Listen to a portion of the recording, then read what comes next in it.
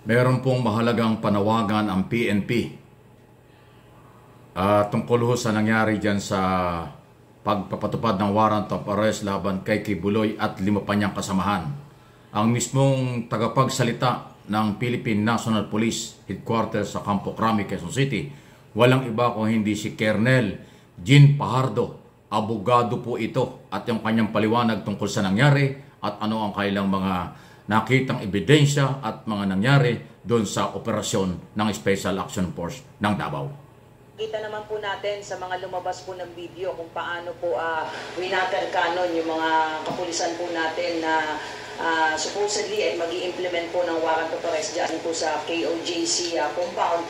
And yet nakita nyo rin po kung paano naging makalma at kalmado po yung ating mga pulis. Hindi po sila gumante at naging mahinahon po sila dahil yun naman po ang kabilin-bilinan ng ground commander to exercise maximum tolerance. Hinayaan po nila hanggang maubos na po yung tubig ay hindi po sila gumalaw-mulong, hindi po sila gumanti at hindi po nanakit. At yun po yung pakiusap po natin, sir. I want to take this opportunity na manawagan po doon po sa mga supporters and followers po ni Pastor Kibuloy na sana po ay respetuhin po natin yung legal process. Nandun po yung ating mga kapulisan.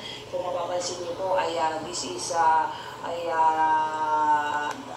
bigger than the usual po na pag nag-i-implement po tayo ng warrant of arrest dahil we have to also recognize yung high profile status po at nature po ng ating subject. At paalala din po natin, hindi lamang po isang tao yung ating hinahanap dito. May 5 pa po tayong akusado na hinahanap dito. At yung ating pong desisyon ng leadership po to deploy appropriate na number of personnel is anchored on the fact that these are anticipated and there will be some resistance and tension. That's why yung presence po ng maraming police po natin doon, particularly yung CBM contingent po natin, is to really maintain order at of course prevent any unforeseen incidents. Nakakalungkot po na doon po sa area po ng Glory Mountain ay may mga bata pa pong talagang pinangharang doon sa ating mga tauhan. Sana nakikiusap po tayo sa mga magulang po ng mga bata pong ito na alalahanin din po natin. Tayo po dapat ang unang pumuprotekta sa ating mga maliliit na anak. At kung nakikita niyo po dun sa video, ang talagang mga pinangharang ay mga bata na one way or another nasaktan. But awa po ng Diyos ay wala naman pong major injuries tayong naitala. At meron po tayong na-invite sa police station na 6 na nakalalakihan. At for your information also, inattack din po yung ating mga kapulisan doon. May 17 bolos po tayong na-recover doon na talagang sinaktan yung ating mga kapulisan pero hindi gumante. Meron pa po tayong na-recover na isang marble gun na kung yun po ay baril at sa saka ating itak. mga kapulis, this would somehow sustain yung major injuries pag tumama po yun sa mata o sa katawan po ay this would... Dali, ang sinasabi niya, 17 na mga bolo, yung itak, matatalim na itak, yung mahahaba. Nakita ko nga sa picture yung mga itak, mahahaba eh. At saka yung baril na parang made in Davao. Abay, delikado po yan. So, yun po yung na-recover. Yan po ay doon sa may barangay Tamayong sa Upper 6 nangyari. Pero doon naman ho sa compound ni Kibuloy, dyan po sa tabi ng airport, wala naman pong na-recover na karon. Although doon lumabas yung video kung saan dinumog yung isang pulis na umakyat doon sa fire trucks. Anyway, pakinggan po natin ang pagpapatuloy ng panawagan at paliwanag ng PNP. Cause some major injuries at in spite of that ay hindi pa rin po gumanti yung ating mga kapulisan dahil yun po talaga yung maximum tolerance po tayo. Doon po sir sa mga nandoon sa KOJC compound, particularly yung nag-water cannon, ay hindi na po natin na wala na pong planong magsampang kaso ang PNP. Kausap po natin yung Police Regional Office 11. But doon po sa nangyari incident po, doon po sa Glory Mountain kung saan may mga talagang attempt na atakihin po yung mga police po natin. So may 6 po tayong dinala sa station pero kinuhanan lang po natin ng ilang detalye pero narilis din po natin. Pero we intend to file yung regular filing po for obstruction of justice po.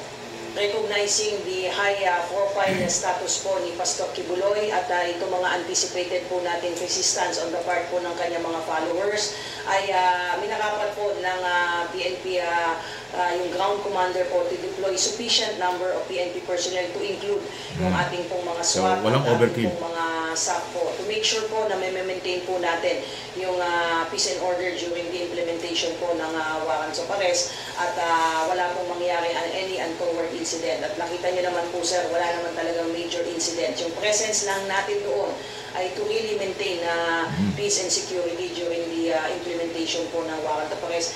Huwag po natin kalimutan sir na hindi lang si Pastor Kibuloy ang hinahanap natin. Katulad ng sinabi ko, may 5 pa po tayong akusado na hinahanap na ang mabibigat po yung kaso ng mga ito, sexual assault, sexual abuse at qualified trafficking. Mabibigat na kaso po. Ang isa pa nga po dyan ay non-bailable. At huwag din po natin kalimutan na ang hinahabol po natin dito ay considered na po ng mga fugitives from justice po. So again, gusto ulit natin kuhanin itong pagkakataon na ito upang manawagan kay Pastor Kibuloy at iba pa pong akusado na sumuko na po kayo.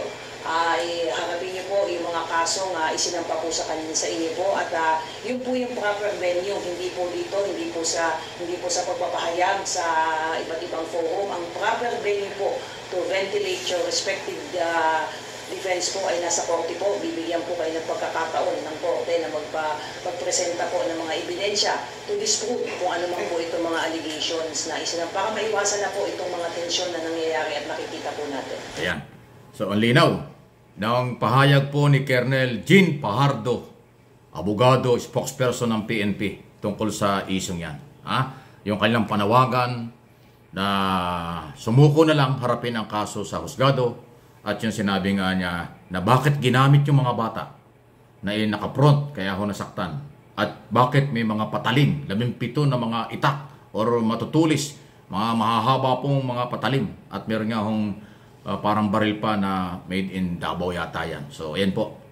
At sinabi nila, hindi overkill yan. Ang sinasabi niya, kaya maraming pulis para lang makontrol ang sitwasyon. Kasi alam ng PNP na may mga member na pwedeng mag-react. At yun ang inagapan nila. Okay? Pero, yun na nga po. Ibig sabihin, ang sinasabi ng PNP, nasa tama ang kailang galaw. Pagpapatupad lang ng court order, warrant of arrest. At nagpakumbaba sila kahit sila'y naharas, binom ba ng tubig, lahat-lahat, naging ang pairal pa rin ang maximum tolerance. Maganda yon. Ngayon, ang ating aabangan ay yung susunod. Umiral pa kaya yan? At papaano? Malagay ko, mas kabang-abang dahil nga ngayon, ang balita ko, walang tulugan. Yung mga member ni Kibuloy at binabantayan ang lahat ng compound, 24/7.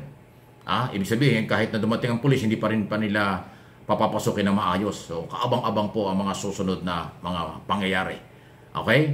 Ito naman po ay ating pagtutok lang, trabaho lang, walang personalan. Gusto lang nating iparating at yung pumpanig ng PNP mahalagang narinig at marinig natin. Kaya pinarating ko sa inyo, pinakita ko sa inyo ang malinaw na paliwanag from day 1 hanggang ngayon at ang estado ng paghahanap, estado ng warrant of arrest at ang karapatan ng gobyerno at ng PNP sa pagpapatupad ng court order.